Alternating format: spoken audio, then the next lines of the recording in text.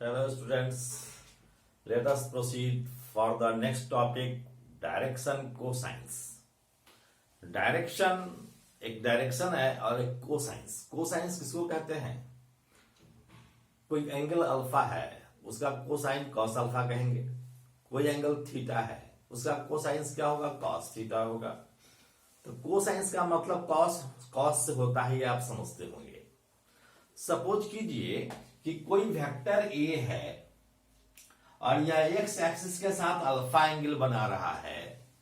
ये जो वेक्टर है यह स्पेस में है, यह बोर्ड के प्लेन में नहीं है। तो ये स्पेस में कोई वेक्टर ए है और यह एक्स एक्सिस के साथ अल्फा एंगल बना रहा है, वाई एक्सिस के साथ बीटा एंगल बना रहा है और जेड एक्सिस के साथ गामा एंगल बना रहा है। Alpha beta and gamma angle बना रहा है। तो ऐसी स्थिति में निश्चित रूप से एक्स एक्सिस पर यदि आप कंपोनेंट ए का निकालते हैं तो ए कॉस अल्फा हुआ। तो ए कॉस अल्फा में जो कॉस अल्फा है यह कॉस अल्फा डायरेक्शन कोसाइन है। उसी तरह से इसका कंपोनेंट यदि वाई एक्सिस पर लिखते हैं तो लिखते हैं ए कॉस बीटा। यह कॉस बीटा डायरेक्शन कोसाइन है वाई एक्सिस पर। और उसी तरह से ए कॉस, यहां हम लिख सकते हैं डायरेक्शन कोसाइन को ए कॉस गामा। यहां कॉस गामा डायरेक्शन कोसाइन है। अब जरा सोचिए, यदि हम वेक्टर फॉर्म में लिखते हैं, कंपोनेंट हम लिखते हैं ए कॉस अल्फा, ए कॉस बीटा, ए कॉस गामा, तो वेक्टर ए को कैसे दिखा सकते हैं? हम कंपोनेंट के रूप में रिजॉल्व कर लेते हैं और उस डायरेक्शन में यूनिट वेक्टर से मल्टीप्लाई कर देते हैं। जैसे अगर इसका कंपोनेंट ए कॉस अल्फा है तो इसका जो वेक्टर है इस एक्स एक्सिस के अलोंग क्या होगा? ए कॉस अल्फा आई। इसका होगा वाई एक्सिस के अलोंग ए कॉस बीटा जे और ए कॉस गामा के। ए बराबर ए कॉस अल्फा आई, ए कॉस बीटा जे, ए कॉस गामा के, जहां कॉस अल्फा, कॉस बीटा और कॉस गामा ये कहलाता है डायरेक्शन कोसाइंस। और इस डायरेक्शन कोसाइंस को जनरली हम एल, एम और एन से रिप्रेजेंट करते हैं। एल को लिखते हैं कॉस अल्फा, एम बराबर कॉस बीटा, एन बराबर कॉस गामा। इसको एक चीज के रूप में हम और समझ सकते हैं। जरा सोचिए एक मिनट के लिए कि इसका कंपोनेंट इस पर ए एक्स है, इसका कंपोनेंट इस पर ए एक्स है। सपोज कीजिए कि यह वैल्यू एक एक्स है, तो निश्चित रूप से ए एक्स किसके बराबर है? ए कॉस अल्फा के बराबर है।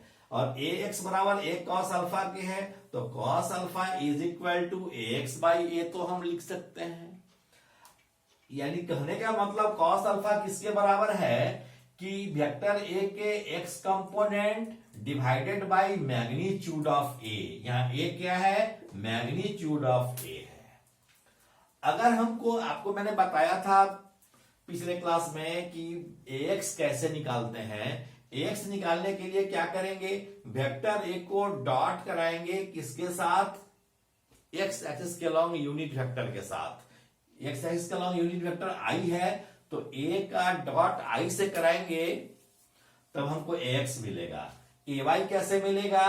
ए का डॉट अगर जे से कराएंगे तब हमको ए वाई मिलेगा। उसी तरह से ए का डॉट के से कराएंगे तो हमको मिलेगा ए जेड। तो कॉस अल्फा क्या होगा? एक्स लिखेंगे कैसे? वेक्टर ए का डॉट कराएंगे आई से और वेक्टर ए लिखेंगे, वेक्टर ए का मोड लिखेंगे तो यह कॉस अल्फा के बराबर होगा। उसी तरह से कॉस बीटा किसके लिए लिखेंगे? कॉस बीटा अगर लिखना होगा तो वेक्टर ए का जे से डॉट कराएंगे और मोड से डिवाइड कर देंगे। उसी तरह से यदि हमको कॉस गामा लिखना होगा तो कैसे लिखेंगे? ए का डॉट करा देंगे के से यूनिट वेक्टर से और मोड ऑफ ए से डिवाइड कर देंगे तब हमको कॉस गामा निकल जाएगा। इसका एक और प्रॉपर्टी ध्यान में रखेंगे कि L square plus M square plus N square यानी cos square alpha plus cos square beta plus cos square gamma का वैल्यू हमेशा 1 के बराबर होगा। कैसे होगा, इसको हम यहां से निकाल सकते हैं। जैसे मान लीजिए कि हम इसको इक्वेशन 1 दे रहे हैं। अगर हम ए का मैग्नीट्यूड निकालेंगे तो यह मैग्नीट्यूड क्या होगा, जरा सोचिए। ए का मैग्नीट्यूड निकालेंगे तो लिखेंगे A square cos square alpha plus A square cos square beta plus A square cos square gamma लिख सकते हैं। जैसे हम ए का मैग्नीट्यूड इसमें से निकाले, ए का मैग्नीट्यूड बराबर क्या होगा, A square cos square alpha plus A square cos square beta plus A square cos square gamma का स्क्वायर रूट। अब जरा सोचिए, ए स्क्वायर को हम बाहर कर सकते हैं तो यह बाहर आकर ए हो जाएगा, स्क्वायर रूट है इसलिए। तो यहां cos square alpha plus cos square beta plus cos square gamma हो जाएगा। Cos square alpha plus cos square beta plus cos square gamma हो जाएगा। इसको हम लिख सकते हैं A root over L square plus M square plus N square. और यदि हम यह वैल्यू निकालेंगे तो mod of A by A होगा। Mod of A by A क्या होता है, 1 होता है। इसलिए l square plus M square plus N square का स्क्वायर रूट किसके बराबर होगा, 1 के बराबर होगा। इसलिए एल स्क्वायर स्क्वायर रूट होगा 1 के बराबर, तो उसका स्क्वायर करेंगे तो l square plus M square plus N square किसके बराबर होगा, 1 के बराबर होगा। इस तरह से हम देख रहे हैं कि डायरेक्शन कोसाइंस के स्क्वायर करके आप जोड़ते हैं तो यह 1 के बराबर होता है। एक और उपाय है डायरेक्शन कोसाइन निकालने का कि हम यूनिट वेक्टर निकाल लें और यूनिट वेक्टर निकालकर उसके यूनिट वेक्टर को हम अगर निकाल लें तो उसका यूनिट वेक्टर का जो कोएफिशिएंट होगा वह कोएफिशिएंट डायरेक्शन कोसाइन होगा। जैसे हम वेक्टर ए का यूनिट वेक्टर निकाल लें, वेक्टर ए का यूनिट वेक्टर निकालने में दिखा रहा हूं उसको। अब जरा सोचिए, वेक्टर मैंने लिखा था ए कॉस अल्फा आई प्लस ए कॉस बीटा जे प्लस ए कॉस गामा के। तो यूनिट वेक्टर ऑफ ए क्या होगा, vector A by mode of vector A. मैंने बताया था कि जिस वेक्टर का हमको यूनिट वेक्टर निकालना होता है उस वेक्टर में हम उसके मैग्नीट्यूड से मोड से डिवाइड कर देते हैं। तो यदि ए का यूनिट वेक्टर निकालना है तो वेक्टर ए में मोड ऑफ ए से डिवाइड कर दिया। मोड ऑफ ए से तो वेक्टर ए क्या था, यह वेक्टर ए था कॉस अल्फा आई प्लस ए कॉस अल्फा आई प्लस ए कॉस बीटा जे प्लस ए कॉस गामा के, यही था। अब मोड ऑफ वेक्टर हम ए सिंपली ले सकते हैं। यह ए अगर हम कॉमन ले लें तो यह क्या होगा, कॉस अल्फा आई प्लस कॉस बीटा जे प्लस कॉस गामा के डिवाइडेड बाई ए। यह बराबर क्या होगा, कॉस अल्फा आई प्लस कॉस बीटा जे प्लस कॉस गामा के। यहां आई का कोएफिशिएंट, जे का कोएफिशिएंट और के का कोएफिशिएंट डायरेक्शन कोसाइंस है। यानी यह l i plus m j plus n के में एल एम और एन जो है यह डायरेक्शन कोसाइंस है। आइए इस पर हम लोग एक दो प्रॉब्लम करेंगे। एक प्रॉब्लम लिखे हैं, find the direction cosines of the vector joining the points A and B from A to B. A और बी का कोऑर्डिनेट दिया हुआ है तो वेक्टर ए बी कैसे लिखेंगे, position vector of B minus position vector of A. यानी vector A B बराबर लिखेंगे position vector of B minus position vector of A. मैंने बताया था।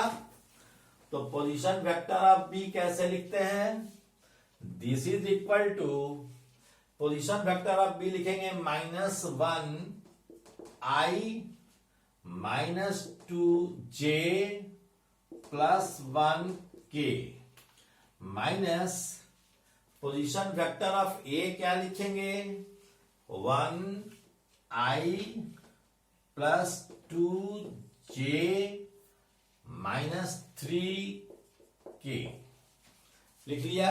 अब इसको हम सब्ट्रैक्ट करते हैं तो क्या हो जाएगा, -1i, दिस इज -2i, ये हो गया -2j, माइनस भी हो जाएगा फिर -2j, this is -4j and 1k minus -3k that is 4k।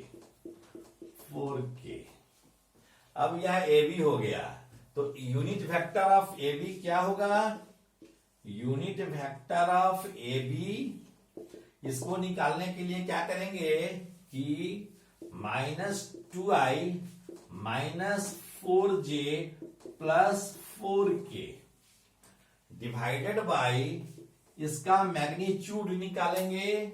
तो मैग्नीट्यूड कैसे निकलेगा, i के कोएफिशिएंट का स्क्वायर प्लस j के कोएफिशिएंट का स्क्वायर प्लस k के कोएफिशिएंट का square, this is equal to -2i -4j +4k divided by, या क्या हो जाएगा 4 + 16 ये हो गया 16 + 16 32 + 4 36 तो यह 6 हो गया। स्क्वायर रूट करेंगे तो यह अलग अलग करेंगे तो यह यूनिट वेक्टर हो जाएगा 4/6, तो इसको लिख सकते हैं 2/4 प्लस 2/3k। तो डायरेक्शन कोसाइन हुआ कौन, तो डायरेक्शन कोसाइन i के कोएफिशिएंट, j के कोएफिशिएंट और k के कोएफिशिएंट को कहेंगे। हम यूनिट वेक्टर लिख लेंगे और यूनिट वेक्टर लिखने के बाद i के कोएफिशिएंट, j के कोएफिशिएंट और k के कोएफिशिएंट को हम कहेंगे direction cosines. Hence the direction cosines are